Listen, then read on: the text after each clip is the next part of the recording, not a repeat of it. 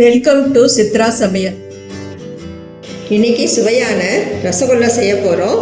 ரொம்ப பஞ்சு மாதிரி ஜீராவில் ஊற வச்சு சாப்பிட்டா இன்னும் சாப்பிட்டுக்கிட்டே இருக்கலாம்னு தோணும் நம்மளுக்கு. புதுசாக பழகிறவங்க கூட நான் சொல்கிற டிப்ஸை ஃபாலோ பண்ணி செஞ்சால் சூப்பரான ரசகுல்லா செஞ்சிடலாம், டக்குன்னு செஞ்சிடலாம். வாங்க இதுக்கு தேவையான பொருளை பார்க்கலாம். காய்ச்சாத பால் வந்து 1/2 லிட்டர் எடுத்துருக்கிறேன். இது மெஷர்மெண்ட் கப்பு. இது 1 கப்பு சர்க்கரை எடுத்துருக்கிறேன். ஒரு எலுமிச்சைப்பழம் மீடியம் சைஸ் எடுத்துருக்கிறேன். 1 ஸ்பூன் ஏலக்காய் தூள் சர்க்கரையோட மிக்சியில் போட்டு அரைச்சி வச்சுருக்கிறேன்.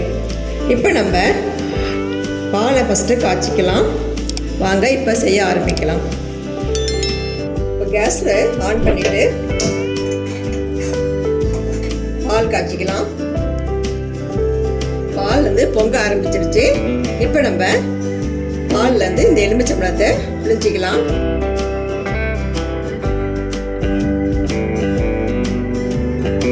பிழிஞ்சிட்டு நல்லா கலக்கி விடலாம். பாருங்க, பாலும் தண்ணியும் பிரிஞ்சு வருது.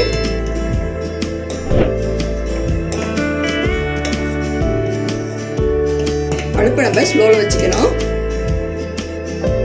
ஒரு 2 நிமிஷம் கலக்கி விடலாம்.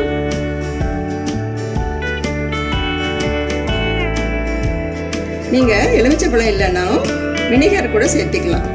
நம்ம வீட்டில் எலுமிச்சைப்பழம் ரெகுலராக வச்சுருப்போம், அதனால் நான் எலுமிச்சைப்பழத்தை எடுத்துக்கிட்டேன்.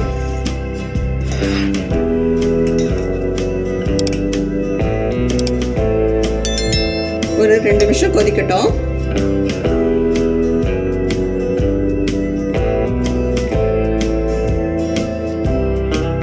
பாருங்க, நல்லா கொதிக்க விட்டுட்டோம். பாலும் தண்ணியும் பிரிஞ்சு வந்துருச்சு. இப்போ நம்ம அடுப்புலேருந்து எடுத்துட்டு ஒரு வடிகட்டி மேலே ஒரு துணி போட்டு, வெள்ளை துணி போட்டு வடிகட்டிடலாம்.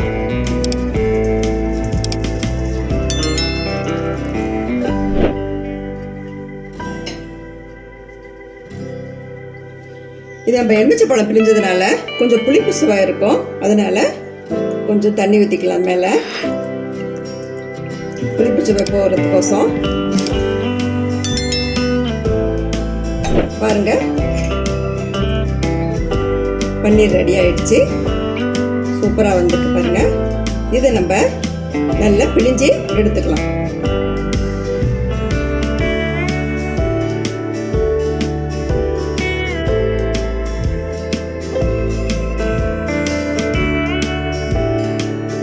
பாருங்க, சூப்பராக வந்திருக்கு.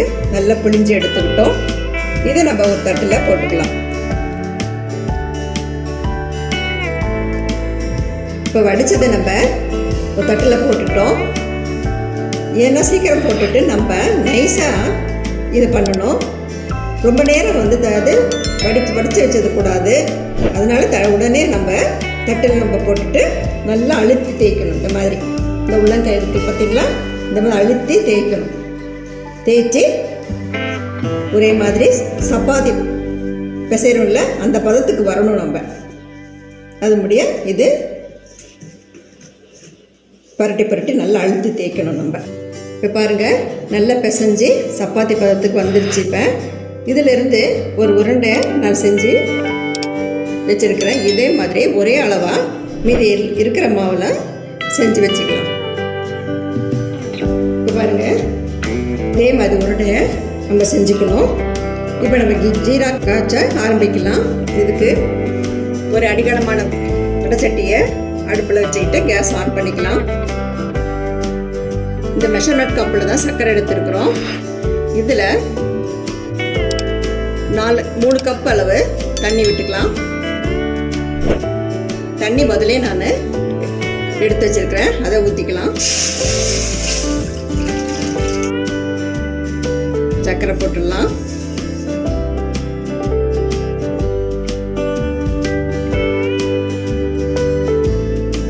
சர்க்கரை கரையட்டும். கேஸை ஹை ஃப்ளேமில் வச்சுக்கலாம். இதுக்கு பாகுபதம்லாம் தேவையில்லை. சர்க்கரை கரைஞ்சி ஒரு ஒரு 2 நிமிஷம் கொஞ்சம் வந்து பதம் வரட்டும்.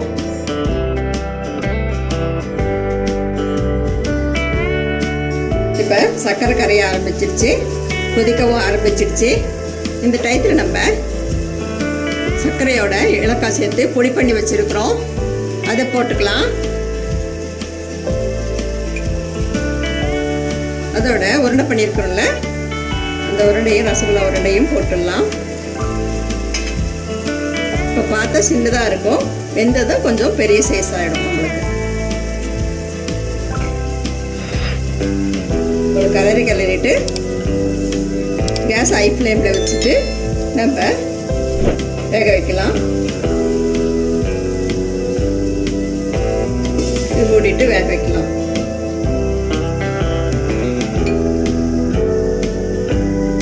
ஒரு 5 நிமிஷம் ஆயிடுச்சுங்க.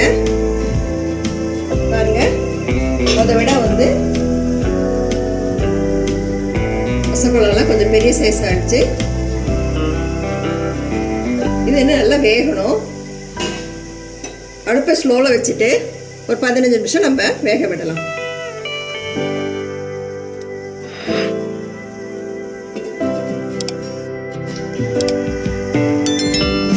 பாருங்க, நல்லா உருண்டையெல்லாம் பெருசாகிடுச்சு. ஒரு உருண்டை எடுத்து பார்க்கலாம் வெந்திருச்சான்னு.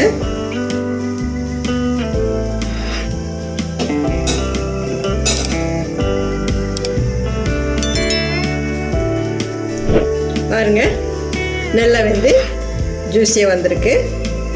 இப்போ நம்ம ஒரு பவுலில் பரிமாறிக்கலாம். ரசகுல்லா ரெடி ஆகிடுச்சு. ரொம்ப டேஸ்ட்டாகவும் இருக்குது. சாப்பிட்டு பார்த்தோம். நீங்களும் இதே டிப்ஸோட நீங்கள் வீட்டில் செஞ்சு பாருங்கள். இது தீபாவளிக்கு செஞ்சு தீபாவளியை கொண்டாடுங்க. கொஞ்சம் நல்லா ஆறுன அப்புறம் இதை சாப்பிட்லாம். இது சூடாகவும் சாப்பிட்றத விட நல்லா ஆறுன அப்புறம் சாப்பிட்லாம். அப்போ தான் வந்து சர்க்கரையுடைய பாகம் வந்து அதுக்குள்ளார இறங்கும், நல்லாவும் இருக்கும் சாப்பிடும்போது. பாருங்கள், சூப்பராக வந்திருக்கு.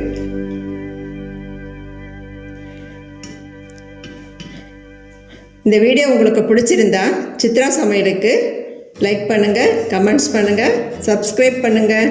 உணவே மருந்து. மிக்க நன்றி.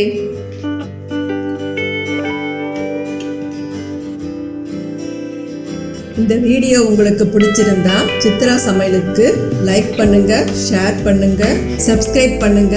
உங்களுடைய கருத்துக்களை கமெண்ட் செக்ஷன்ல பதிவு பண்ணுங்க. உணவே மருந்து.